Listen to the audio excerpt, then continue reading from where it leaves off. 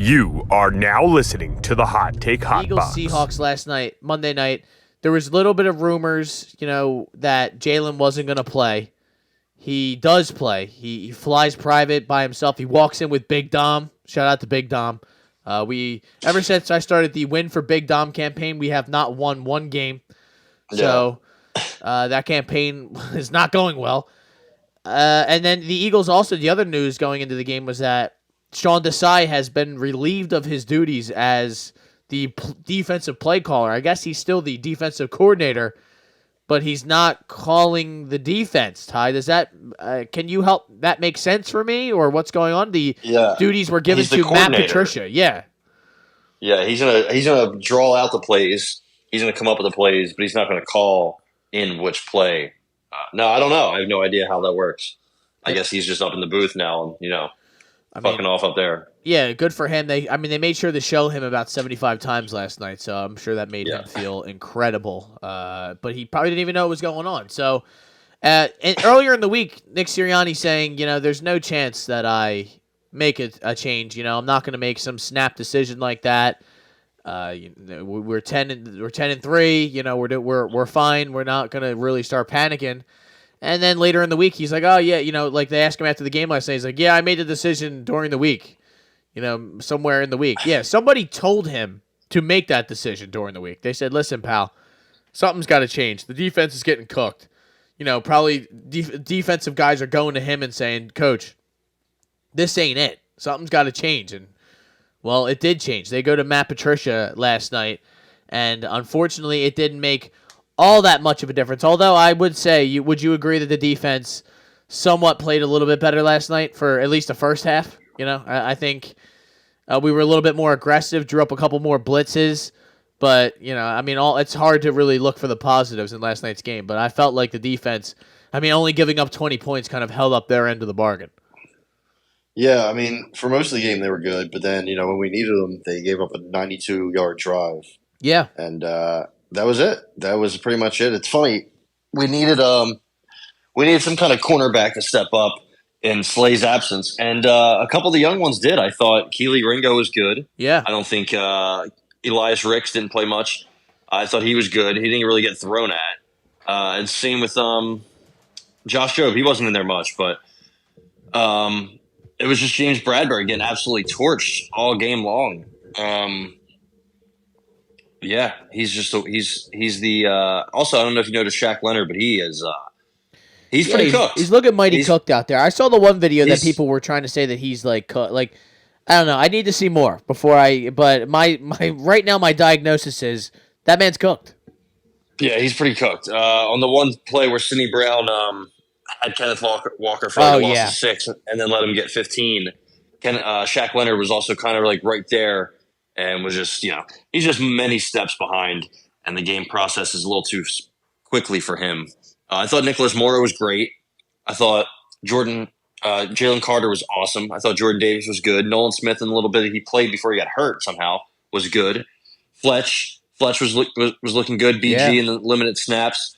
Outside of a couple of those guys, Byard I think was good, and like I said, Keely Ringo graded out as one of our best players last night. Other than that, I didn't really notice Josh Sweat at all. Hassan Reddick. He had that one big play in the backfield. That was it. Early in the game, he fucking got through and slammed Kenny Walker back for like a 5-yard loss. And he made sure to let you know who it was. He did the sweaty celebration for 15 minutes after he did it. Yeah, he wasn't sweat much last night. Blankenship had another bad game. Sidney Brown was terrible. He kept missing tackles. He wasn't there in coverage. Yeah, he kept making mistakes. Those guys were really bad. And I think they were 4 or 5 on 3rd and 10 or longer. That just can't happen. That just absolutely cannot happen. So, yeah, all in all, though, I'm Ty, not sure. Listen, I'm with you. There was obviously they didn't play great. I guess my expectations are in the dumpster. So like anytime they do something that's like a little bit positive, I'm like, oh wow, like they, look what they did. But they had given up 13 points up until that final drive, and it obviously just came unglued and some incredible. DK made some great plays at the end of that game. But a lot of that was just due to the fact that Bradbury, like you made mention, a lot of the guys on this defense are just a step behind. Seems like all season long we lack youth throughout the entire defense, and it's showing more and more as the season goes along. Maybe these guys are breaking down, they're getting tired. I don't know what exactly it is, but it's pretty apparent that a lot of those guys, you know, Darius, Shaq Leonard, you know, some of the, I mean, you know, the BGs of the world, he doesn't play enough to really warrant hate or where, you know, all that, you know, just even any sort of focus. Hassan Reddick, again, nowhere to be found. Nolan Smith almost crunched himself up trying to tackle Kenneth Walker last night. There's just really, you know, like you said, like maybe the Keely Ringos and, you know, Eli Ricks played pretty good last night, so there were some positives. I still think Kevin Byard is okay. You know, like I think he's done an all right job, but like you said, other than that, it's really just been rough. And I think we talked all this time about the defense so far. Really, where my anger and my just vitriol is pointed at the offense. Now, where would you like to begin with this hate? Because I have a lot of hate to be distributed throughout the entire team or throughout the entire offensive staff. I mean, now, you know, Twitter has become a real big part of this team. We just lack leadership both within the team and within the coaching staff, and just like this team after that 49er game completely disintegrated and fell apart. It's almost like they believed in their own hype and the facade, and when they were getting pounded out by the San Francisco 49ers, it like broke their brains, and they were not able to like realize like, wow, like, or they did realize we stink. We're actually not that good. We're not as good as we think we are. Like, can you help me make this make sense to me? No, I don't think I can. I think you got to start with Jalen Hurts. I think Hurts had his probably worst game of the year. He was horrible this year. Yeah. It's funny though, because, you know, people keep saying, oh, well, you know, we got to rest him. We should have played Mariota, or he's hurt, or he's sick, but he ran the ball well. So that wasn't an issue at all. Running the ball wasn't a problem. It was just throwing the ball. He wasn't on the same page with anybody, which is crazy. I mean, how many reps do him and AJ have together? And they weren't on the same page at all last night. The deep ball, he was, you know, used to be one of the better deep ball throwers in the league. Yeah, I haven't really seen him do much with the deep ball this year. And last night he was pretty bad with it. He kept underthrowing guys. Both interceptions were bad. I see people shitting on Quez Watkins for that. But that ball was underthrown. You gotta like, you know, lead your guy. So, and then the AJ Brown one, he could never come back to that one. The other one on the bottom, on the left side, I guess he was going deep, and he was like 15 yards underthrown on the third down. Yeah, he was just bad. He was just bad all game, really. I mean, nobody really got the only rhythm we really had was when we were running the ball with Swift, and even then we started to get very complacent. I don't remember. We were up 7-0. We could have made it 14-0 if we were doing, you know, if we were running a competent red zone offense, and we was 3rd and 6, and we give it to Swift, and he gets 1 yard or back to the line of scrimmage. Such a just terrible play in a crucial moment. Really, you know, we go up 10-0, cool, but it would be much better we go up 14-0. So the play calling is still terrible. We just love screens. I don't understand what the obsession with screens are. I mean, if you want to space out like a screen each quarter, sure, but, you know, back to back to back, eventually people start to figure you out. Swift, we can't really get him going in the passing game anymore, so that's unfortunate. We start the game with Kenny Gainwell the entire time. I like mixing him in, but I don't understand the obsession with starting him on the first 2 drives and then, you know, not really even giving the ball much after that. What's the point of starting him? You know, so that's confusing. The overall offensive game plan and you know, playbook just seems not good. No. Not playoff level, not Super Bowl contender level anyway. So I listen, we've been talking about this for a while now, and it seems like we're beating a dead horse at this point, but we're really not. The offense is so predictable. I mean, you see Christian McCaffrey's on the Manning cast last night. He's telling you what play they're going to run. He's like, oh, yeah, they're going to look where the tight end is. They're going to pull the guard, and Jalen's going to try and run it up the middle. Literally, that exact thing happens because the Eagles are that predictable. They love running the bubble screen. And then they'll have Devontae Smith as the lead blocker. So, that really makes a lot of sense. You're running a tight end bubble screen, or a Julio Jones bubble screen, and that's the lead blocker that you want out there to try and really just clear the way for one of your big guys to get down the field. That makes absolutely no sense. Some of their play calls on third down are horrible. They are they call plays and Jalen plays like this is Madden. Like he's always just trying to make a big play. Like there's no repercussions or consequences for throwing it deep. And listen, the ball to Quez was horrible. It was underthrown. It was a bad decision. Honestly, the worst decision was that unless you throw that ball all the way out there, Quez isn't fighting to come back to the ball. How many times has Quez Watkins let you down in a situation like that? How many times do we have to fall for it?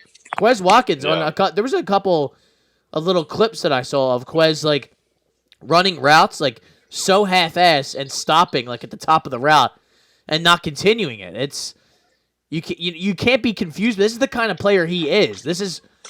You can kind of blame Howie Roseman, but this is the offense or the defense that they've set up. The offense, I should say.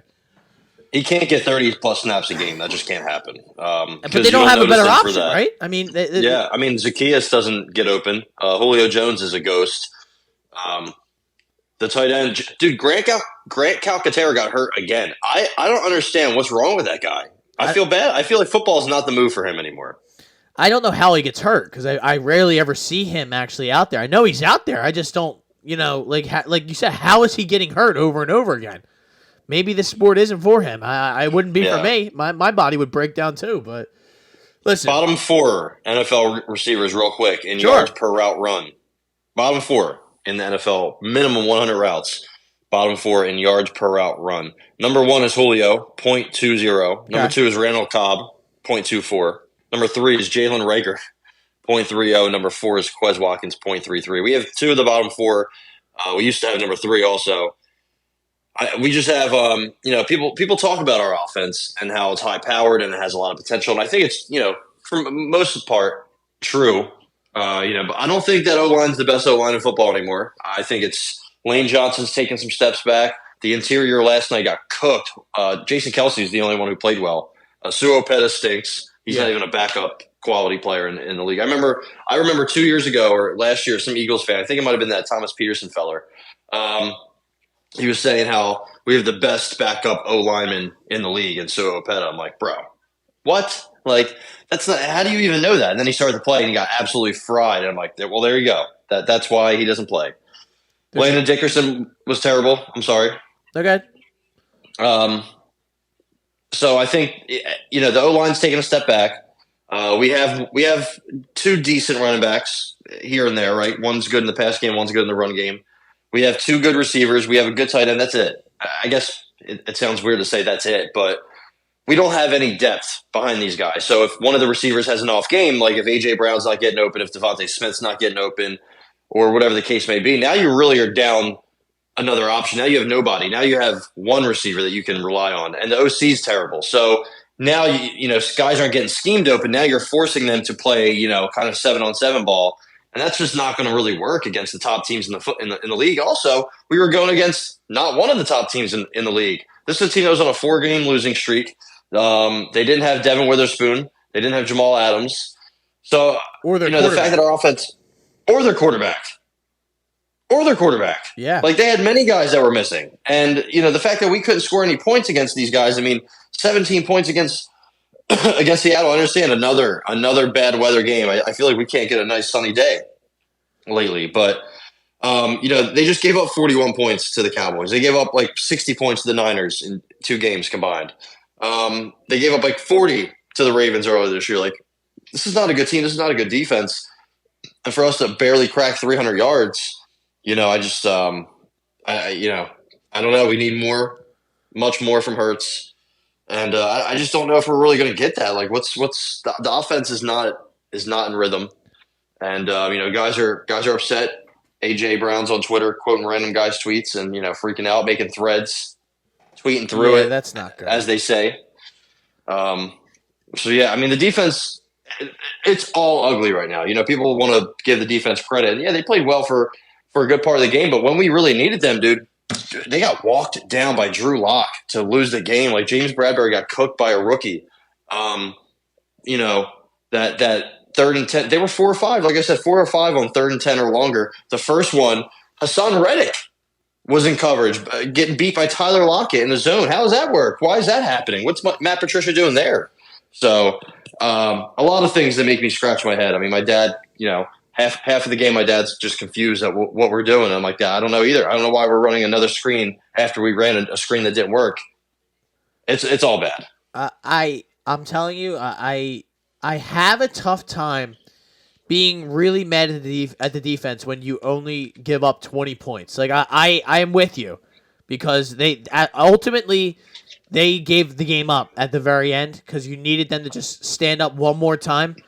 But the problem I have is that you put them in that situation. You had multiple opportunities to put this game away, close this game out, and they could not do it. And I honestly, I want to put my focus on number one, man. That's the guy for me that I am the most worried about, concerned about, and I'm a little confused because all last season I think he had 8 turnovers, for the whole year, and what's he at 17 now? I think is the number I saw last night. That is unbelievable, and it doesn't look like he's seeing the field at all. The way he was last year. Like maybe it's just been this little pocket because there were games against Washington, but what does that matter? Because Washington has one of the worst pass defenses in the league. Jalen has made mistake after mistake, has not seen the field well, has not really just taken what the defense given you. He's turned into this just hero ball kind of player, and he never really was that kind of guy. He always seemed like he was under control, disciplined, made the right decisions all the time. And it seems like the second he got that contract, it turned like I don't want to say this, but the instinct, my vibe I got right away was like, wow, is the same thing happening that happened to Carson Wentz? Like, remember when we gave Carson Wentz that money and the guy just forgot how to play football? Like, yeah, I don't think it's to that level. I'll never think it's that bad because Jalen Hurts is not a selfish prick like Carson Wentz was, because that seemed like the bigger issue than anything on the field. But I will say I'm worried, man. I'm really worried because I don't like. You used to be able to count. Listen, if the offense is getting cooked, it is what it is. He'll have same thing, 17 for 31, 143, no touchdowns, no picks. You wouldn't see those interceptions. Those interceptions killed them last night. I mean, they drive down the field at the end of that game. He runs up, slides. They call timeout. What's there? 13 seconds left, and whether it's the play call or him, there has to be like a little bit of a conversation. Like, oh, your first read is AJ Brown. That's fine. There's a safety playing center field over the top. You have to look across the middle of the field. If that's not there, take off. All we needed was like 15, 20 yards, and we're kicking a field goal to tie the game. I couldn't believe that decision to throw deep like that. And all we needed, like you said, was 20 yards, right? Yeah, I think we were on our 45, and we needed maybe 10, 15 yards to maybe he might have missed it, but it still would have given us the opportunity to kick that field goal. Yeah, and he got 20 yards on the run on the scramble, so they gave us 24 yards. We had 2 timeouts, I think, for 12, 13 seconds. Yeah. I know, posting like still shots, it's kind of hard to really make an argument because football moves so quick, but he did have Kenny Gainwell right next to him with nobody near him on that little dump ball. He could have dumped it off and got 15, 20 yards, but he wasn't looking. He was just, like you said, locked in on A.J. Brown. He doesn't really he's not going through his progressions that well. He's not reading defenses that well. He needs to be better pre and post snap. He needs to make better decisions with the ball. He doesn't seem comfortable throwing the ball over the middle of the field at all. Like everything is outside the numbers to the right or left. He's not making really. How many times did we used to see him make plays off script? On the run or outside the pocket. He's not doing that at all. I remember the one time he was kind of running around this field on a third down, then he comes back and throws it short of the first down, and he wasn't even open. So it seems like guys aren't getting open. Guys aren't, like you said, with Quez Watkins, not really trying to run routes. For some reason, Jalen's not on the same page with some of these guys, which makes no sense because this season's almost over, and he's been playing with the same guys for a couple of years now. So I don't understand, what's going on, really. Sirianni, isn't he supposed to be an offensive guy? Like, I feel like, this is his offense. Well, he's this part is of the his problem. team. Yeah, absolutely. So he needs to figure it out. They all need to get together and figure it out. And, that's pretty much it. I mean, they made it a change in the defensive staff, and it seemed to kind of work. So maybe they need to do the same thing on offense. I'm not really sure. And he came out hard last night and was like, no, there's no way I'm going to do that. Kind of similar to the way he did last week. But the offense, that's the more concerning for me, is because he's supposed to be an offensive coach.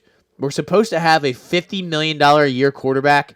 This guy's getting paid $250 million over 5 years. This shouldn't be happening. This should not be a problem. And through bad play calls, offensive court, whatever, Jalen's supposed to at some point throw the team on his back and maybe win us one of these games. This was the game that even the defense let you down, yada yada. You got to go out there and make a play to win this game. And maybe that's what he's thinking when he's throwing deep to A.J. Brown, but in no universe is that a good decision or a good throw in that situation at all. There's no way you're going to, you're throwing into double coverage down the field with a safety that's coming all the way across the field who's going to have a perfect look at that. Unless you're throwing that ball way ahead of everybody, which is a bomb of a throw, then it's not a good decision. It's probably not a good decision no matter what. So I have no faith in them at all. All of my faith is gone. They come out in the second half last night and just look lifeless. I mean, on defense, the Seahawks come down and drive right down their throats to essentially tie that game. It was a tie game, right? 10-10, and then we came back and scored. And then it was all Seahawks in the fourth quarter. And I don't know, Ty. You are now listening to the Hot Take Hot Box.